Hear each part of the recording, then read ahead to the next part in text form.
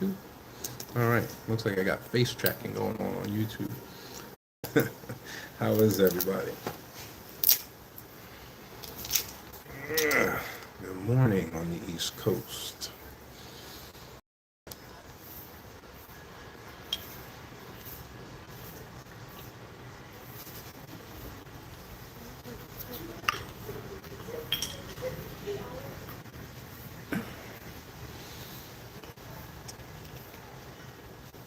No, I'm not live on TikTok. I don't think I will be going live on TikTok. So if you want to see lives, maybe pay attention to YouTube. I don't think I'm going to be doing live on TikTok anymore.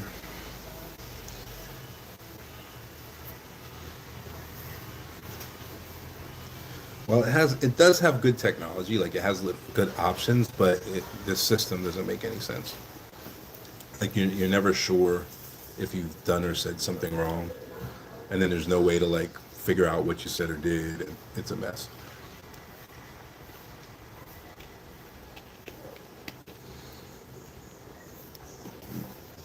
Yeah, but I mean, it makes sense. I used to live in China, and it's a Chinese app, and so I guess like the censorship part of it makes sense. I don't know. It's very bizarre though, and I don't have time to like figure out what went wrong and what didn't go wrong.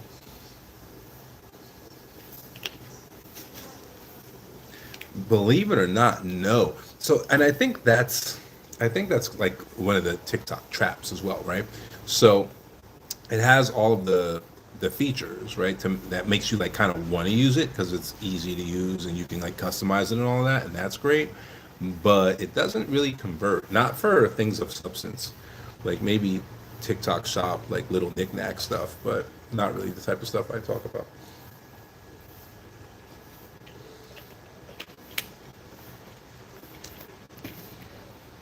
Yeah, no, a lot of talkers, not a lot of doers. Yeah, the doers are still Facebook and YouTube, for sure.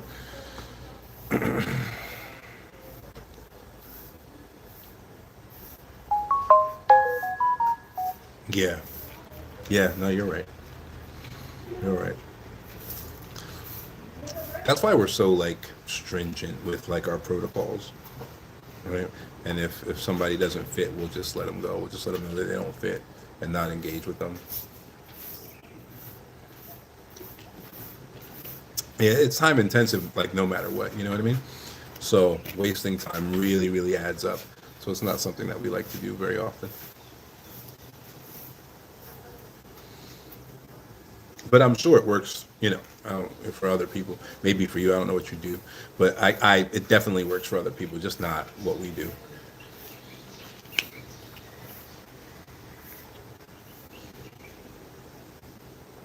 No, there'll still be short form over there. Like if you enjoy what's talked about over there and all that, that'll still be over there. We really have three major lines of business at our firm.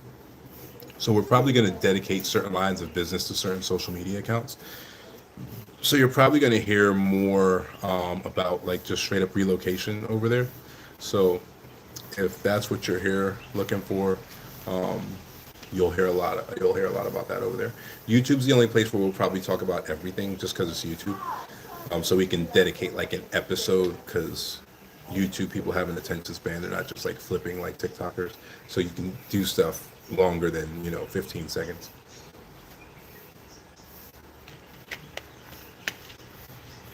I don't know. You guys, the Facebook guys, you're in between, in my opinion, right? Like I guess there are people who do the reels and they kind of flick, but it seems like there's still a little bit more substance on there as well. So yeah, just makes more sense to talk about the bigger stuff there. Yes, yes, yes, yes. Wealth hacking. Thank you for getting me back on track with that. Yes. So we deal with a lot of generational wealth stuff. We have an entire division of the law firm that only does estate planning and generational wealth structuring. And one of the biggest and kind of best things that we have going on currently has kind of been that wealth hacking via like geography. And it's interesting because I think back on it, I've traveled a lot of places. I've lived a lot of places, and I think it's a matter of infrastructure, right? Infrastructure finally like coming together, and when infrastructure finally comes together, hey Bill, when infrastructure finally comes together, then it makes it like worth it. And so until infrastructure comes together, it doesn't seem like it's worth it to really do like a relocation and then do a wealth hack. You see stuff like that in like Thailand, right? Where like folks will relocate, but then they'll be sick like every other week, right? And they'll be dealing with that bullshit. And then it's like, well, is it worth it, or is it, you know, a downgrade, right? A significant downgrade, right?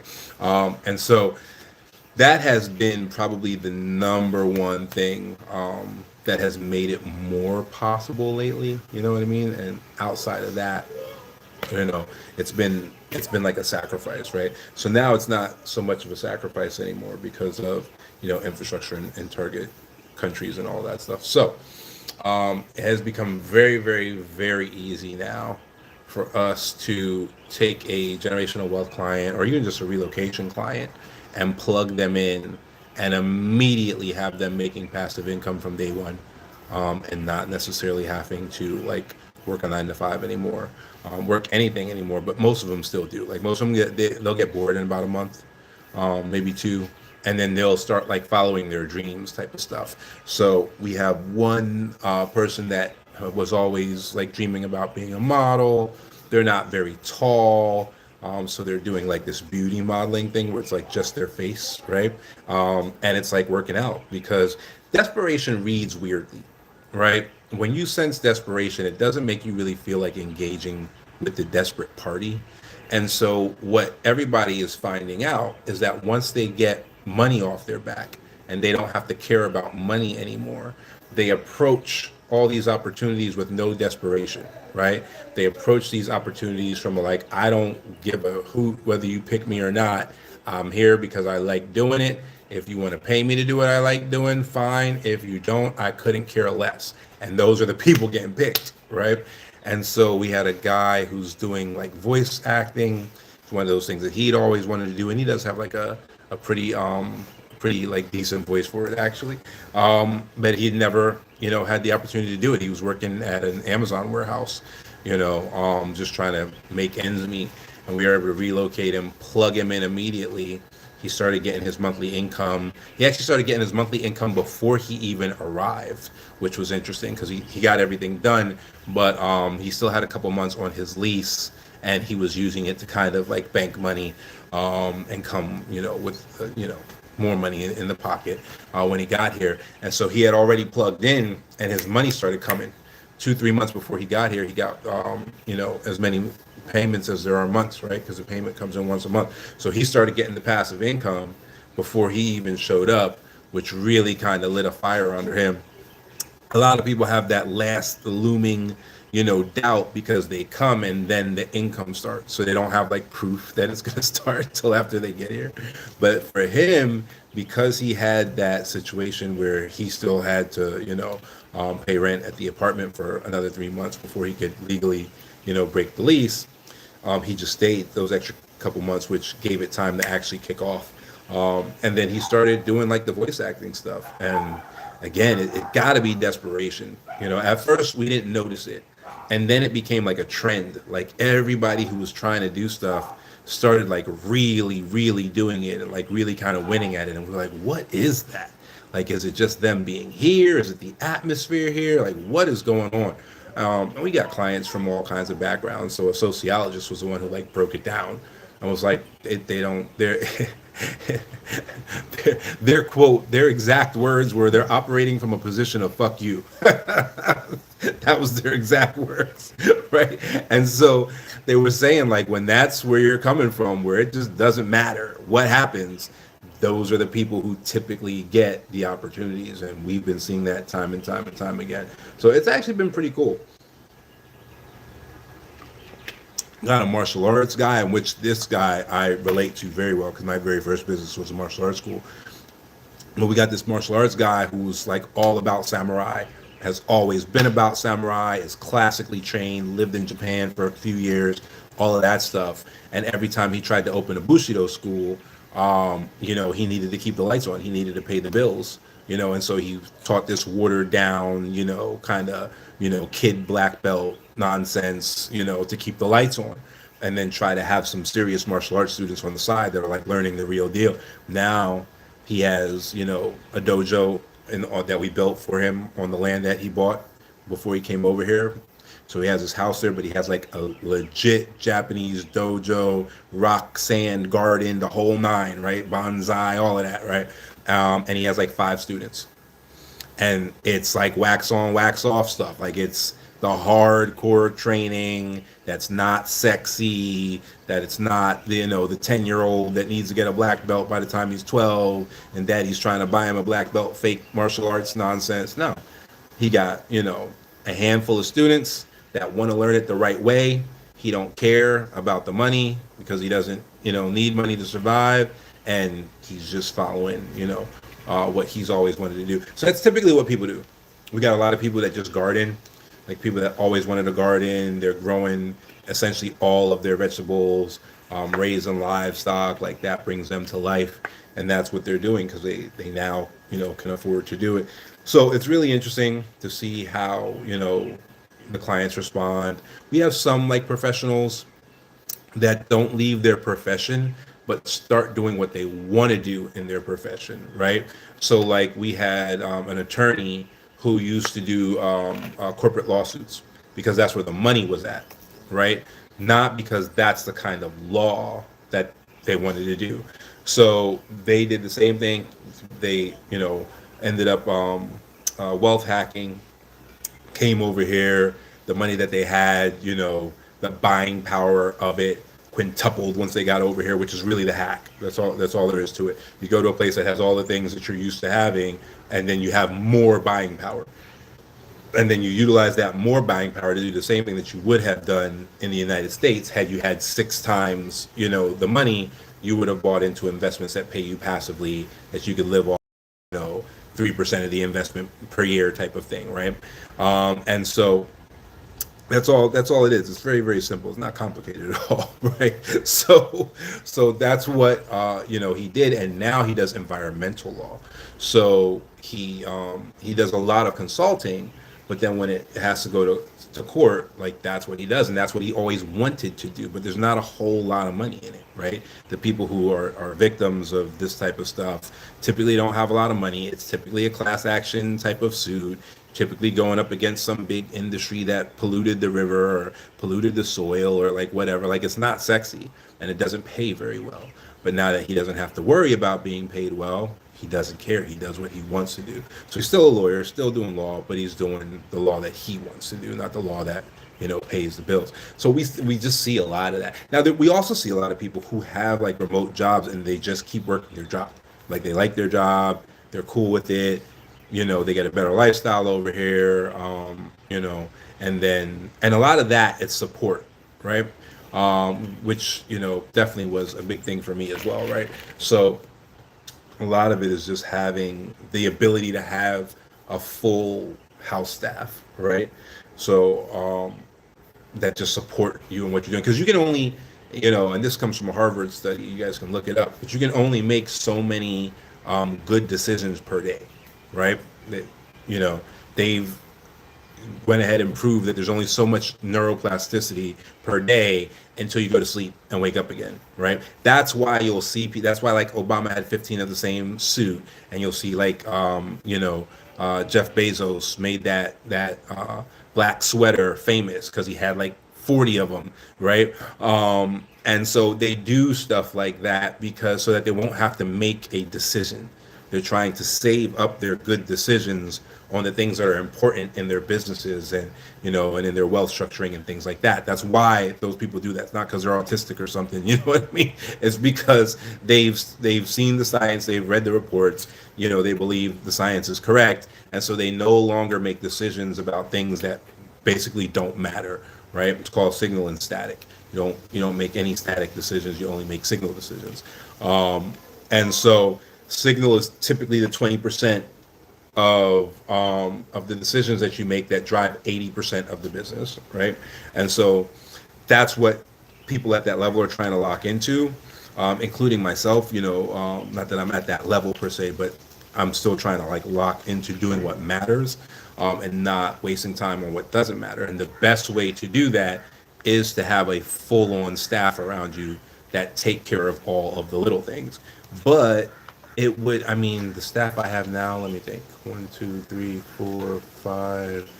I have six full timers and three part timers, and that has nothing to do with the company. That's my house, right? That's my household staff, right? So, I mean, that would cost me, do some quick math, $450,000 a year, right?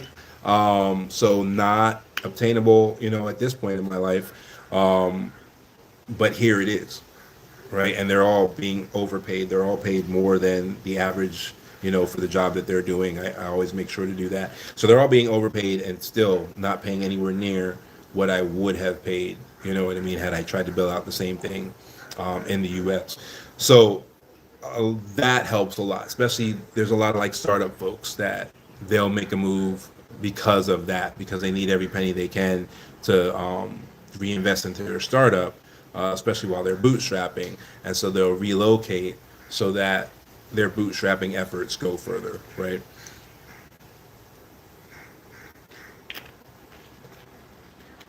Yeah, there are some people that temporarily do it. Yeah, sure. Yep. Yeah, not everybody's permanent. Some people do it for a season and just like bank money, right? And then those are typically people who have like a remote job or whatever, and they're going to keep that job. But even people who like don't have a remote job, there are folks that have just chosen to live a different way, right? And so like there's a guy who's a picker, right? I know it's a funny title, but he's a picker at an Amazon warehouse, right? So he picks the orders, right? And he was explaining to me that there's this thing in Amazon called peak. And when peak comes around, they hire people for more money, right? So they hire temporary workers and they pay them like double the starting salary of like a real Amazon worker, but they don't get like stock and stuff. So like it kind of equals out, but they're temporary. They only work from, I think he was saying it was like Black Friday, like so like the day after Thanksgiving.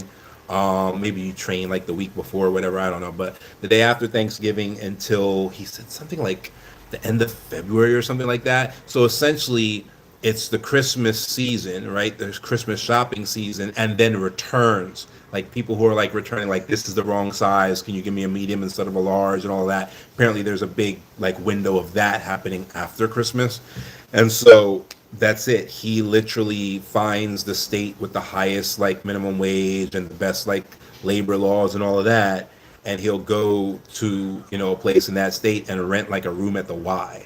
Like the bare bones cheapest thing he can do, and he'll be there November, December, January, February, and that's it. And then he'll come back here, and the entire rest of the year he's golden.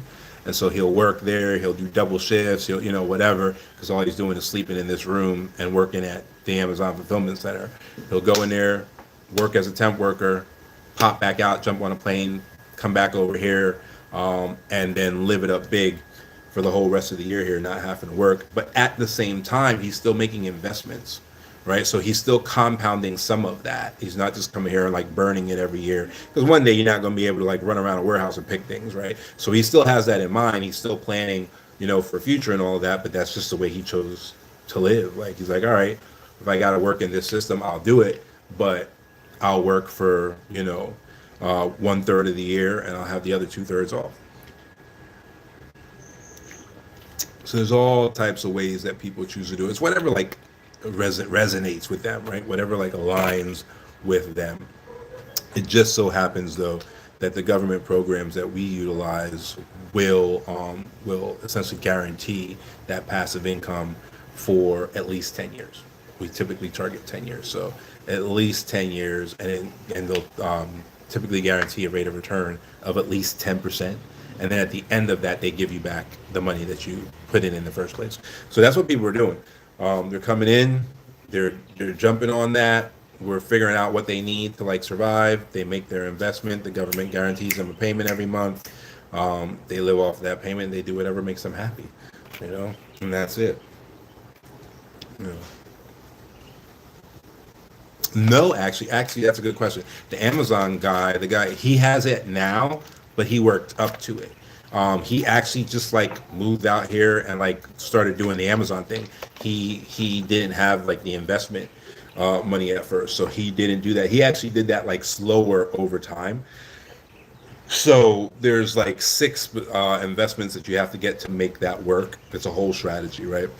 Which I'm not going to get into the nitty gritty of here, but there's a whole strategy, and there are six, individual investments that make it work.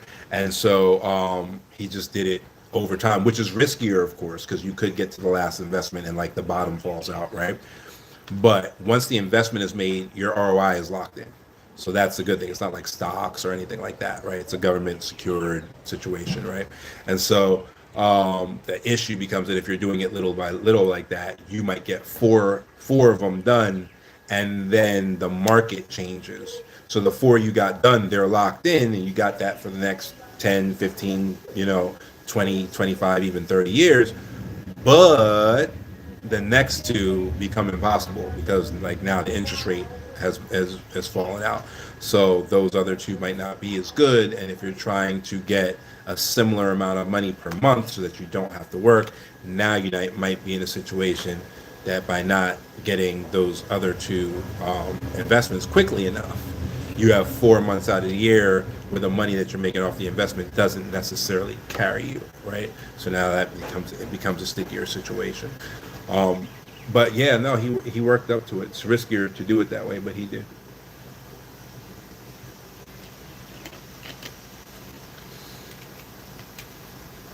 What's the best way? The best way to do it is to do a full house package. So you build a house, which is going to get you like your whole immigration package, right? Then you get your land. Then we build the house on the land. Some people will upgrade to a brand new car as well, so that they have a car with like a 7-year warranty, so you don't have to worry about it breaking or like whatever, right? Um, you get all of that in place, and then you get the investment.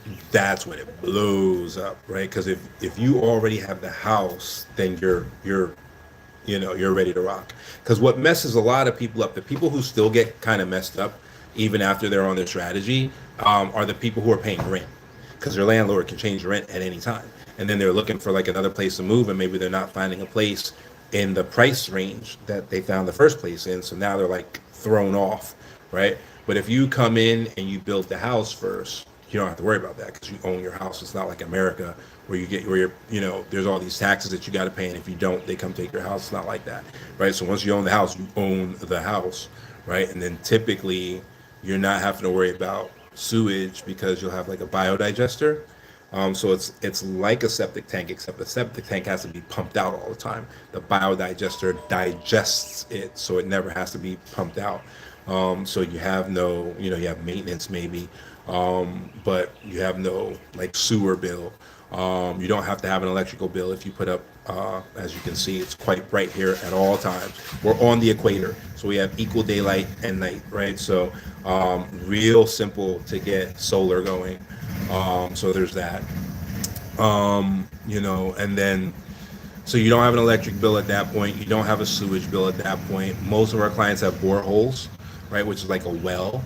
So you don't have a water bill at that point, right? So now you own your land, you own your house, all of which you can like do things like get HELOCs against, like if you need credit for some reason. So now you have credit, right? You can own the car, you can upgrade and do the car ownership thing, get a brand new car. It's an SUV always. There's a bunch of different types, but it's always going to be an SUV. And then you're getting this money every month, right? So like now it's just a matter of like, all right, my health insurance is now covered by this money I'm getting every month. My car insurance is now covered by that. My homeowner's insurance, if I want, insurance for that, that's now also covered, right? Food covered, and that's what it is. It's to cover like the basics. It's not for you to like go ball out on, right? So now all your basics are covered. You're ready to rock. You're good to go. And then you move forward from there. And what will happen is each investment has a different interest rate, right? The lowest interest rate that we've ever seen is 12.5%. We target 10. No one has ever gotten 10. It's always higher than that. So what ends up happening is you might have one that pays out crazy. Like there's a February payout for the people who who got that particular investment, it pays out like 100 grand in that 1 month, whereas typically people get like more like 70, right? So typically they're not getting 100 grand a month, right? But whatever you get, you'll get for 2 months out of the year, right? So it's February and August. Those folks who are in on that investment, they get like 100K for those 2 months, right? And the people who were in that cycle, I'm trying to think what their weakest month was. I want to say their weakest month is January, and in January they get 62K, right? Same amount of money is invested in both of those. It's just the difference between the interest rate, right? So there you have it.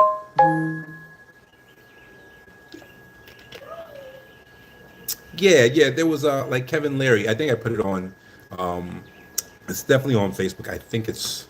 I might have put it on YouTube, but Kevin O'Leary was having some discussion with somebody. I think it might have been a Diary of a CEO or something like that. And they were asking him like, how do you like, what do you got to do to make sure you're good, right? And he said $5 million in T bonds at 3.8%. That was his answer, right? And so for us, the hack is changing the currency, right? So for us, we're doing almost the same thing. We do a little over 6 million in local currency in a similar type of thing, like a T bond, but we're getting 12%, right? O'Leary was talking about how it is in the U.S., so he was talking about 3.8, right? But here, 3.8 is currently unheard of. It'll get to that, right? That's why it's limited. That's why, because eventually the market will normalize and it'll go down to something similar to what's going on in the U.S. But for now, and especially with the new nuclear power plant deal that just got signed, we're still getting those big numbers so that they can attract investors, right? So they can, build the nuclear power plant and things of that nature. So right now we're getting essentially S&P 500 returns, right? Because S&P 500 historically grows at 10% annually, right? So we're getting 12% annually at the lowest. At the highest, we're getting 18.46%, right? Locked in for the maturity, of the instrument. So right now, our focus is on 10 years at least, right? But a lot of folks have way longer than that, and 10%, which we haven't even seen yet. Like no one has. There's not even an instrument that came out that offered 10%, right? So for now, it's still viable. If it's something that you want to do, you need to move on it. Okay, if you're a real investor, execute, because eventually it is going to go down to the same way that it is in the United States, where it's only 3%, 4%, because it's safe. Safe investments typically don't pay well, right? This is just one of those special situations where the stars align because they're building a new nuclear power plant, they're building a brand new international airport, they're building a brand new highway that leads to two other countries. So they're building a bunch of infrastructure, and in order to get that infrastructure going, they're going ahead and creating these investment instruments so that they can get investors to come in and do that. And so they just pay out passive income every well, it's not every month. That's part of the strategy. Makes it every month. They pay out passive income once every 6 months. So remember, I said you need six. 6 times 2 is right. So if you do it right, then you'll get one payment per month, right? And then you'll get that for the maturity of the investment, which, like I said, we target a minimum of 10 years. So minimum situation is you have it for 10 years. The maximum situation would be you have it for 30 years. 30 years is the max. And that's something like that people will express to us because not everybody wants, their capital, tied up for 30 years, right? So some people be like, no, no, no, no. The max I want is 15. So if you can keep it between 10 and 15, then great. It makes it harder to finish their ladder, of course, but so be it. For me, I would love to have 30 years for my ladders, right? I average somewhere around 20 to 25 because 30s, there's a 30 that's open this month actually, but 30s don't come around all the time, right? So every month there's only two that are open. There's only two instruments that you can invest in, right? At this level anyway, right? And so it's not like you can just buy whatever you want. You buy what's available, or You go to the secondary market and see if somebody is selling exactly what you want, which we've done before because there were some people who knew exactly what instruments they wanted for tax, purposes and all of that. Because some instruments are tax exempt, some instruments are not, right? And so they knew exactly which ones they wanted for the tax exemption. And so we were able to go to the secondary market, and they just lucked out that like people just happened to be selling exactly what they wanted in almost the exact denominations. They had to put up some extra money because one of the ones that they really wanted, the person wasn't selling the dollar amount that they wanted to buy. So they had to buy twice as much as they had planned on buying. But that was all right because that was that big boy, that February one, which is 18.46%, So people don't argue with buying more of that. So yeah, that's the way it works. So if you want to be free in that way, you want to go ahead and execute on that. You want to do it before it changes up. Do you have to? No, you don't have to relocate. We do have a lot of generational wealth folks that don't relocate and use it that way. Some folks have stayed in the U.S. and done it as like a hedge investment. You can do that, but then you got to worry about like exchange rate fluctuations, right? So I mean, I don't think it's the best option in the world, but I do know some folks that what did they have? They had Navy Fed. They had Navy Federal, and Navy Federal was offering, I don't know if it still exists. I want to say it was like a 5.1% personal line of credit or a HELOC or something. And that 18.46%, guaranteed return from the government or secured return from the government. They saw that and they were like arbitrage, and so they took the loan from Navy Fed, bought a lot of that instrument, and then were able to pay the loan back with the difference between the 5 or 7% or whatever they owed on the loan and the 18% that they were being paid by the government, right? So, sometimes it ends up making a whole lot of sense. But for most folks that are in the US that are using this strategy, they're using it for generational wealth. They're not using it to try and live off of in the United States. I think that's a bad idea, right? But if they set up a generational wealth trust fund for like their kids or grandkids or whatever, it's an incredible idea because now it's compounding. So it's compounding on the base level, and then it starts compounding above that, again, on additional investments, that you make after you get the returns. And then you only invest the returns at that point. You keep your capital safe, right? So that's essentially how the people who have like stayed in the US and are utilizing this are utilizing it.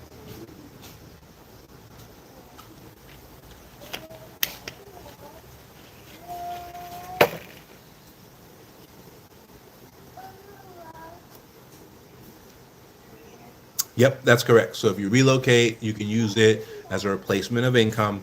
If you're doing generational wealth, you can use it as a replacement of payments, right? Because a lot of people, they'll pay in some money into that every month, right? Like I'm gonna do $100 a month, into a international trust fund that's doing generational wealth for my kids so that it compounds.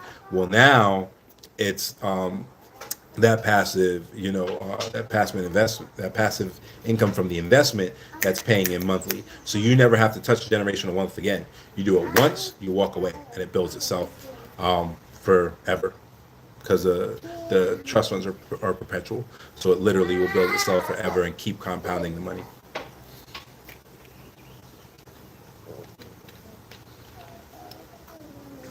Yeah, just two completely different types of clients. One is coming to us for immigration, and the other one is coming to us for generational wealth. You want to do what? Ah, let's see. You see them writing? Hmm? Yeah. Thanks.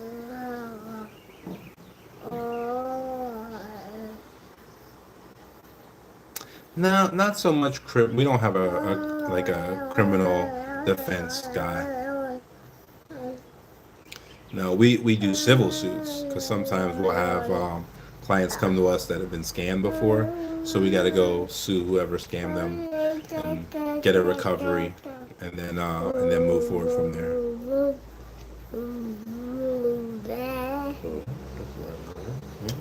Huh? Yeah.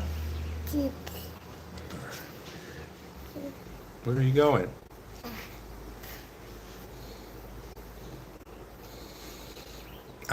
Don't touch.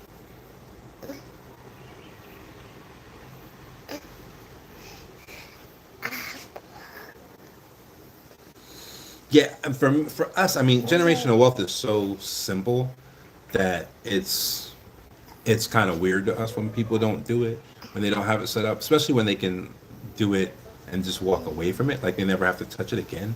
Like just set it up once and done. It's really wild to us that people don't do it. But what the problem is that people don't really understand the mechanics of generational wealth. So they'll set up a personal wealth plan, and they'll say, okay, I'm going to make all this money in my personal wealth plan, and then from there, I'm going to make sure that my kid inherits my wealth. Right, Lily, Valentine, come watch Marcel, and so that's what messes them up.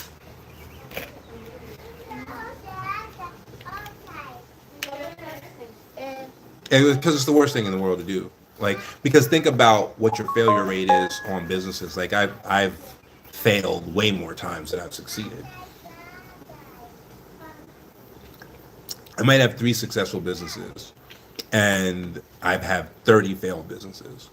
So now you've decided that for your children, the chance you're going to give them is that chance. The 30 failed businesses to 3 successful ones. And like the successful ones don't necessarily make me rich. You know what I mean? Like one might pay out really, really well, and the other two cover, their own bills, pay their employees, and maybe makes like a modest 5 or 10%. You know what I mean? So they're almost break-even businesses, right? So even the ones that haven't failed per se, that doesn't mean they're unicorns, not by any stretch of the imagination, right? So that now is your basis for generational wealth. Doesn't make sense. Where you can literally just compound some money and never touch it again. Just set it, let it compound, and call it a day, right? So yeah, it's just I don't know. It's just folks that don't understand the mechanics, and some folks are actually selfish, which is crazy. I just did a If you go to our TikTok, there's a guy named Caleb Hammer, and he has a show where he like yells at people over their finances, which is like his shtick. But the show is legit. Like he's telling people how to get out of debt and like whatever, right? And so this guy asks about like how do I have enough money to take care of 4 kids at like 100K per kid or whatever. And then Caleb's like, you want to take care of the mom too, right? He's like, yeah. And so he's like, all right, you need like 15 million withdrawn 3% annually, which is absolutely correct. If it's, I don't know why the guy pulled 100,000 out of it, but if that's the number you're dealing with, he's absolutely right. And so then the guy says, I'd rather my kids not have 15 million and have a good upbringing, as though they're like opposites.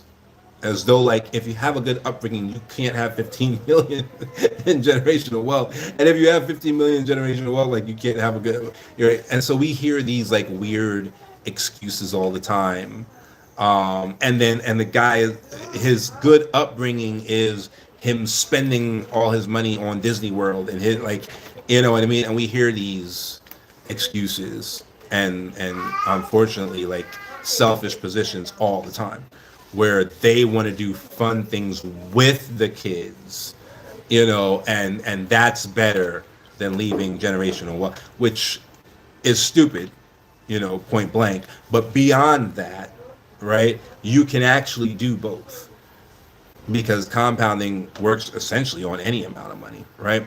So you can set up a compounding engine that starts compounding with $100. It's going to take 5 generations to be anything, but you can technically do it, right? But it makes more sense to like drop $3,000-4,000 into something and let it rock out for 60 years.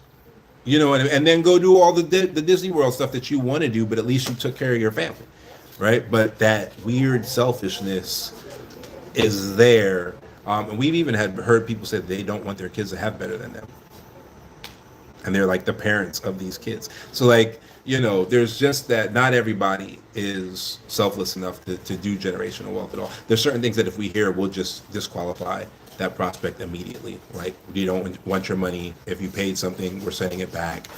We don't want to do business with you. Which is also a privilege of having, these kind of investments that pay in, monthlies, because you don't necessarily need to deal with people that you don't want to have to deal with in business. You can just say no, because their money doesn't matter, no matter how much money it is. You don't need it.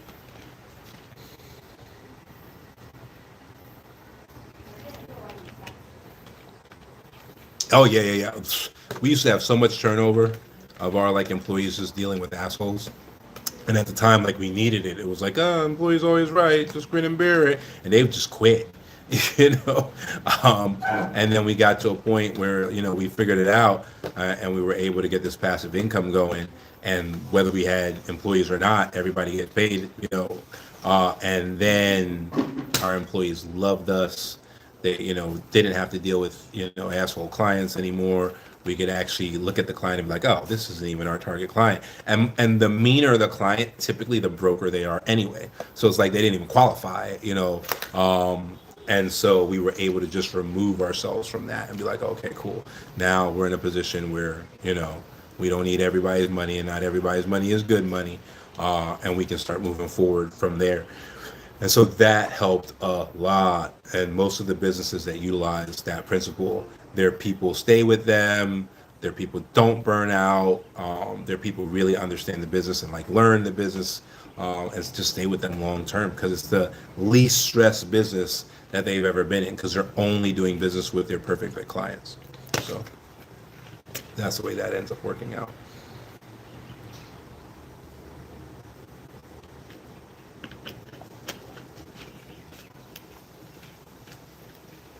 Yeah, I mean, it depends on what you're trying to do, right? Like, if you got a toy shop, it might not be the best, you know, business strategy, right? But if you have a consultancy that helps people build nonprofits, you don't want to deal with every old nonprofit, right? Like, maybe you don't want to deal, with religious nonprofits. Maybe you don't want to deal with the NRA. Like, maybe you don't like. Maybe there's certain things that you don't want to touch. And before you had that backing, you kind of had to take business as it came, whether you wanted to or not. And now when you do have that kind of safety net in the background, you don't. You can really focus on becoming exactly the kind of elite service provider that you want to be, and only dealing with those perfect fit clients, and then becoming a specialist at that. Like, eventually you're going to become the best in the business at that one thing that you do, because you had the privilege of only having to do that one thing. So we build a lot of like specialist firms out that weren't even thinking of ever becoming specialist firms, just because we put them in a position where they did not have to worry about money, and so they could build what they actually wanted to build. And especially when it comes to like services, you can do that regardless of the client base, right? You can't really do that with like products regardless of the client base. So like, think about college, right? Like, you can build out education regardless of what prospective students are necessarily thinking the education should be, because they don't know. That's why they're going to your college, right? Like, if they knew, how to teach, advanced physics, then they wouldn't need to go to your college, right? So you get to build it out because you specialize in it, and they pay you for it anyway, because it's a specialized service. Same thing with like medicine, right? Like, you can't just go into, a doctor's office and be like, yeah, do a hemispheric separation surgery on my brain because I Googled it and I said so. I'm paying you, buddy. You work for me. It doesn't work that way. Right? Yeah, you are paying them, but they're going to tell you what surgery needs to be done, and they're going to run the tests they need, to get the data that they need to give you that prognosis. You can go get a second opinion if you want to, but in the end, you're still going to do whatever that specialist says to do, and you're going to pay them for it. You're not going to be right. The whole point of you going there is that you're not right.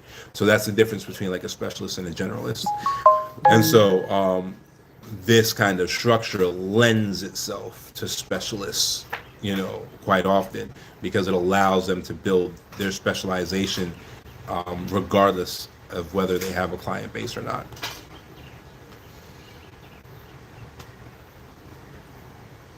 It's because it's normally not viable. Yeah, yeah, yeah. So because if you try to do it in the U.S., like you'd have to be like a billionaire's kid or something, right? Because essentially what would have to happen is like somebody would have to give you the business and then bankroll it forever with you not even necessarily having a client, which VCs don't even do, right? Like VCs might, you know, bankroll like a tech startup, but they have users. Those users might not be paying like Facebook and like stuff like that. Like they might not be paying, you might be doing like ad revenue or whatever, but you got to have users, right, for like a VC to get involved in all of that. So it's typically not just blanket money unless it's like daddy or mommy just like giving you whatever you want, right? But when you do the wealth hack, then you put yourself in a position where, the cash that you do have saved up or the cash that you do have on hand might be worth 5 years of runway. And then if you go ahead and do a strategic investment like ours, now you've turned that into a 20-year runway, right? And so if that happens, like you just bought yourself 20 years of being okay and being able to run this thing any way you want to run it, and and grow it into whatever you want to see it grow into. So it's not it's typically not an accessible option to most people. It's typically an option that's only available to rich folks.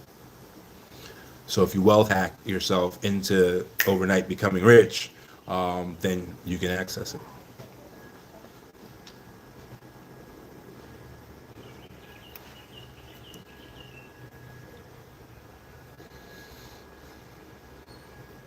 Yeah, yeah, that's why you have to study what the cost of living is and like the actual buying power of the currency units.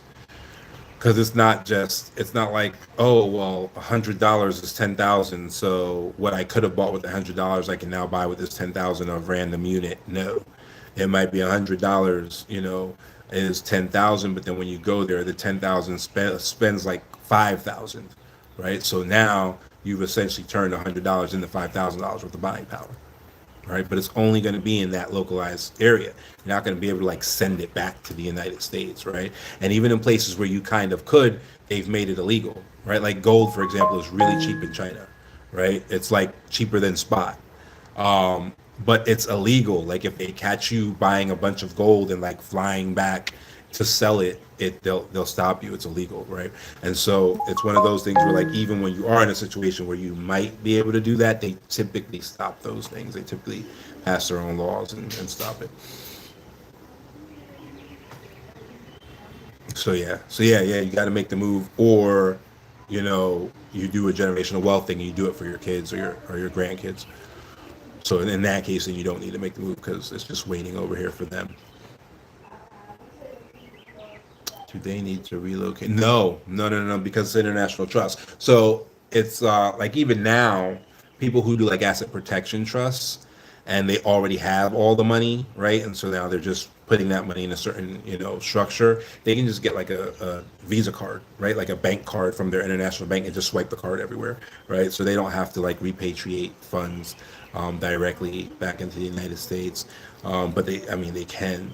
And that just depends on how the trust is set up.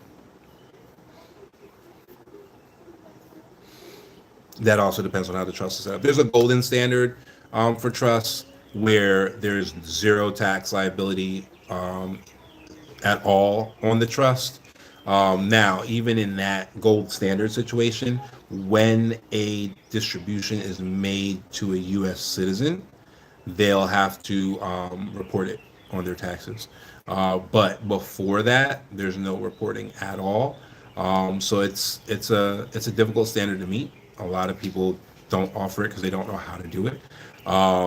But we've had enough time in, and we've been able to specialize long enough that we have figured out how completely to do that.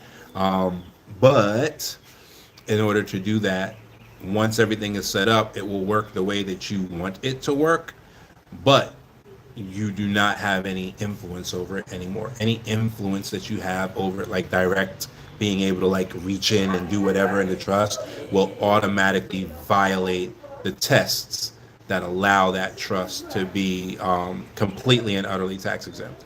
So if you need to have control, you need to have your fingers in it. The price for that is that you'll have to answer to the IRS if you're a U.S. citizen.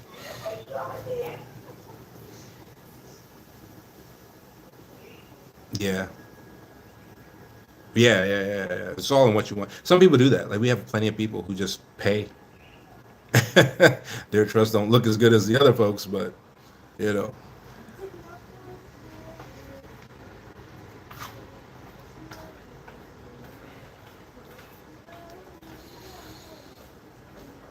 Hmm.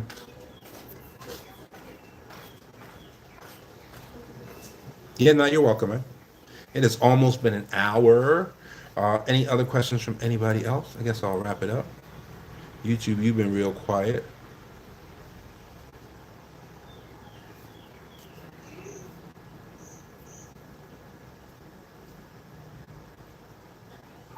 All right, I guess we are good to go. Thanks for hanging out with me for about 55 minutes.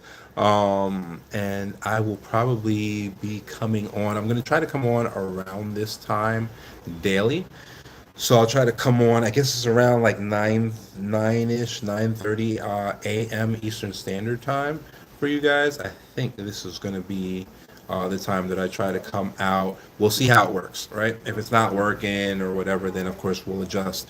But I think this is going to be the time that I go live when I go live. So, all right, guys, I will see you tomorrow at around this time. Let's give this a shot and see what happens. All right, talk to you later.